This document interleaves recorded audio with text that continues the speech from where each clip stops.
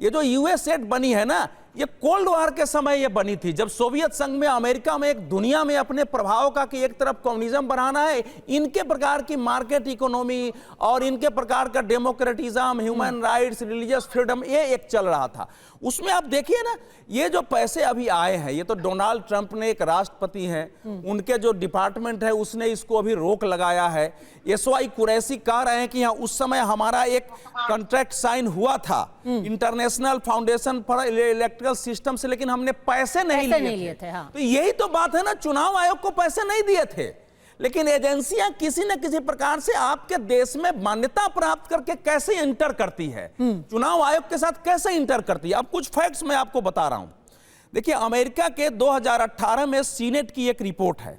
और सीनेट की रिपोर्ट में बताया गया है, ये सीनेट की रिपोर्ट का नाम है meddling in the ballot box, the causes and effects of partisan electoral intervention.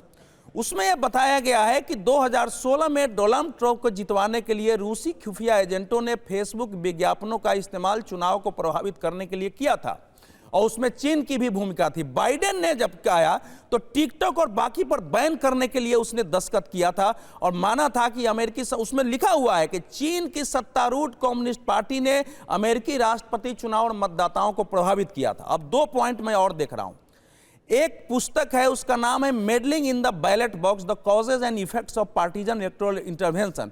उसने 938 चुनावों का लेविन ने विश्लेषण किया है दुनिया में, और बताया है कि हर 9 में से एक चुनाव में, 148 देशों में स्टडी हुआ था, 117 चुनावों में इंटरवेंशन या तो अमेरिका का था या रूस का था। तो हमारी इतनी दोस्ती है, तो लोंदे पाटिल बता रहे हैं हमारे हमेशा फ्रेंडली रिलेशंस रहे, हम रुकवा क्यों नहीं पाए? नहीं, देखिए, फ्रेंडली रिलेशन स्ट्रेटेजिकली वो होता है कि उनके नेशनल इंटरेस्ट के कारण। इस समय भारत जो है, भारत एक ऐसा देश है जो अपनी सभ्यता, अपनी कल्चर, सिविलाइजेशन, अपना जो अध्यात्म है, उसके आधार पर अगर आत्मविश्वास के साथ दुनिया में उठ के खड़ा हुआ है, और फिर इतनी जो हमारे पास मानव संसाधन है, रिसोर्सेस हैं, हमारे पास इतने ब्रेन है, भारत उठ के खड़ा होता है और दुनिया के 100-150 देश हमारे साथ खड़े होते हैं। जो अफ्रीकन यूनियन का सम्मेलन हमने किया है, 102 देशों का इंटरनेशनल सोलर अलायंस हमने बनाया है, तो उसमें बहुत सारी प्रॉब्लम्स है। इस समय सोवियत संघ के विघटन के बाद जो न्यू लेफ्टिज्म है इंटरनेशनल लेवल पर, जिसमें जॉर्ज सोरोस से लेकर के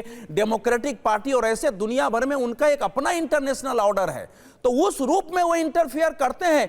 2024 के चुनाव में अगर ये जो दलितों की बस्तियों में तो ट्रेन लड़के जाके और बता रहे थे फोटो लगा के कि देश के संविधान को खत्म किया जाएगा, आरक्षण खत्म हो जाएगा, उसकी तो जांच इस सरकार को करनी ही चाहिए।